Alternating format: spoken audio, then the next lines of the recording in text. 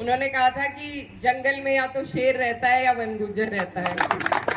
तो आप लोगों का जो जज्बा है, जिस परेशानियों के साथ आप अब भी अपना गुजर बसर कर रहे हैं, आपकी हिम्मत को मैं सलाम करती हूँ और आपकी परेशानियों को अपने दिल में यहाँ से ले जाकर मैं आपसे वादा करती हूँ कि अब जब संसद का सत्र होगा तो आपकी ये आवाज आपको संसद में जरूर सुनने को मिलेगी। साथ ही में जैसे रोमा मैम बता रही थी कि जिस तरीके से मणिपुर में इन्होंने आपस में लड़ाने का काम किया, हमारे लोगों के अधिकारों को छीनने का काम किया, तो मैं ये भी कहना चाहती हूँ कि ये जो सारी लड़ाइयाँ आप और हम लड़ते हैं, जो हमारी परेशानियां हैं, ये सब कहीं ना कहीं राजनीति से जुड़ी हुई है। चाहे यहाँ पर आर्मी को आपके ऊपर इन्होंने काबिज कर दिया हो, या फिर पूंजीपतियों का आपकी जो जंगल की जमीन है वो देने की इनकी मंशा हो, ये सारी चीजें, और चाहे आपकी जो रिजर्वेशन है, मुझे ये भी जानकारी मिली कि यहाँ पर ओबीसी में आप लोगों को रखा गया है, जबकि सही अगर नियम से चला जाए तो एसटी कैटेगराइजेशन होनी चाहिए। लेकिन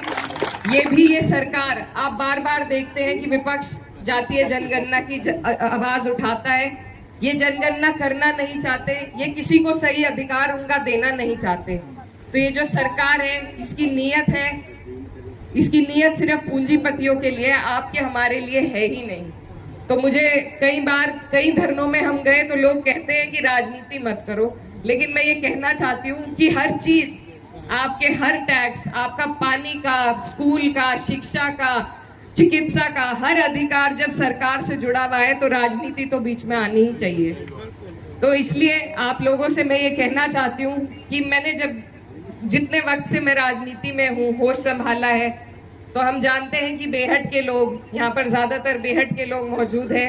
आप लोग यहाँ पर भाजपा को तो उठने नहीं देते। आगे भी मेरी आपसे यही गुजारिश है कि 2 साल में यहाँ पर राज्य का चुनाव है और अगर हमारी सरकार बनती है, मैं आपसे वादा करती हूँ कि आपकी ये जो अधिनियम है, वन अधिकार अधिनियम जो 2006 में हुआ था, इसको लागू कराने का काम आज नहीं तो 2 साल बाद, अगर आपने हिम्मत दी, ताकत दी, तो हम इसे कराने का काम करेंगे। और उससे पहले संसद में चाहे मंत्रियों से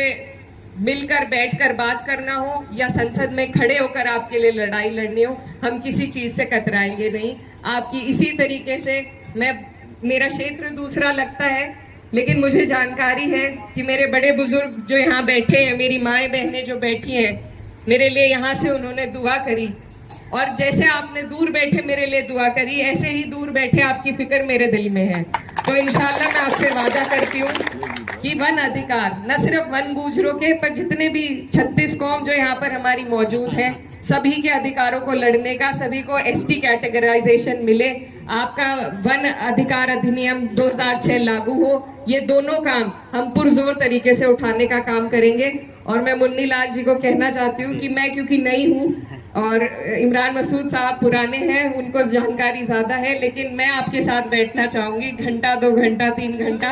आप मुझे